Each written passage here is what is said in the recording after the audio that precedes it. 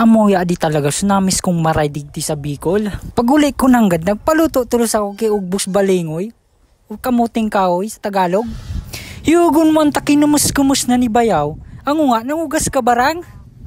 Siyempre di mawara dyan ng sada kumuning lada. Sub yung pinaaso ang ngudoy-ngudoy mo. Siyempre di mawara ang bangot saan. Uyang bagang tilapia na. Di ko aram kung anong pangaran sa di. Oh, yan ang bago. Tanalob na. Pertiyo niya, no. Pakulit na daw sang inalob ba kasi ram na. Siyempre may pinakuluan ng gata dyan. Kaya ba na dyan si sibuyas, bawang, paminta. Di mawara magic sarap. Siyempre butang tanas Ugbos Balingoy. Or talbos ning kamuting kahoy sa Tagalog. Siyempre di mawara so pasigundang gata. Tama basang marayang gulay. Pertiyon pati san sub yung nagaputok-putok ang gata. Siyempre pinaurya na subangot na sira. Yun ang baga sa ibabaw.